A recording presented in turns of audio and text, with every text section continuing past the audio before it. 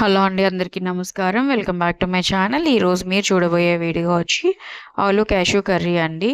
ఇది చపాతీ కానీ బిర్యానీ కానీ సూపర్ ఉంటుంది కాంబినేషన్. తప్పకుండా ట్రై చేయండి. దీనికి కావాల్సిన ఇంగ్రీడియంట్స్ అన్నీ కూడా నేను డిస్ప్లే చేస్తున్నాను. అవన్నీ కూడా రెడీగా ఉండే మన ప్రాసెస్ చాలా ఈజీగా అయిపోతుందండి.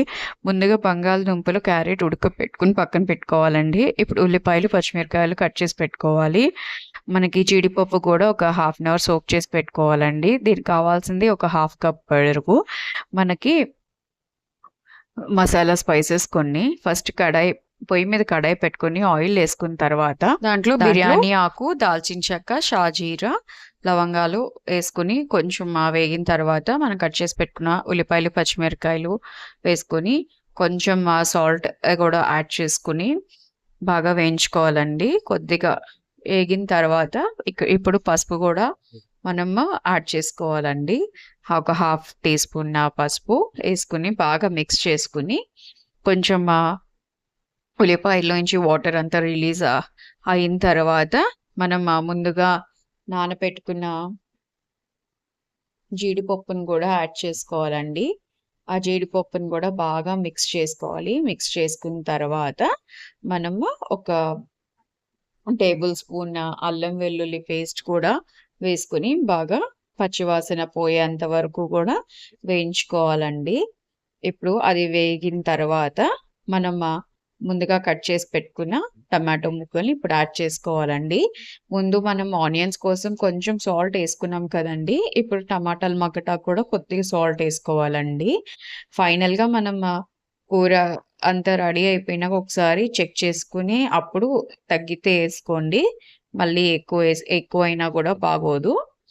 తర్వాత సాల్ట్ కూడా వేసుకుని బాగా కలుపుకున్న తర్వాత టమాటాలంతా మగ్గిపోయిన తర్వాత ఒక 2 స్పూన్స్ కారం వేసుకున్నామండి. తర్వాత ఒక హాఫ్ స్పూన్ గరం మసాలా వేసుకుని బాగా మసాలాలు మిక్స్ అవ్వాలండి. ఏదైతే టమాటాలు, జీడిపప్పు, ఆనియన్స్ అన్నిటికీ కూడా అదంతా కూడా ఒకసారి ఫ్రై చేసుకున్న తర్వాత ఒక 1 మినిట్ లిడ్ క్లోజ్ చేసుకుంటే లోపలంతా కూడా బాగా మసాలాలు ఇదవుతాయి.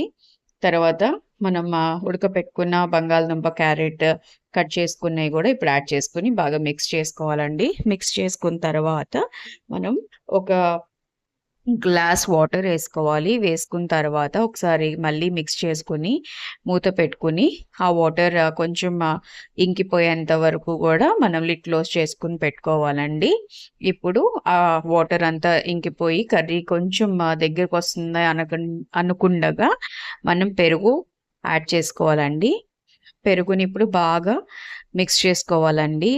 మనం ఏమి ఇది లేకుండా బాల్స్ కింద అలా ఏం లేకుండా బాగా మిక్స్ చేసుకోవాలండి.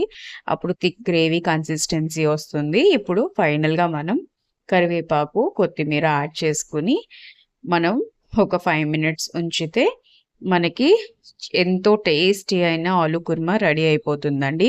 ఇదే ప్రాసెస్లో మనం పన్నీర్ కానీ, మిల్ మేకర్ కానీ ఏదన్నా కూడా చేసుకోవచ్చు. Thanks for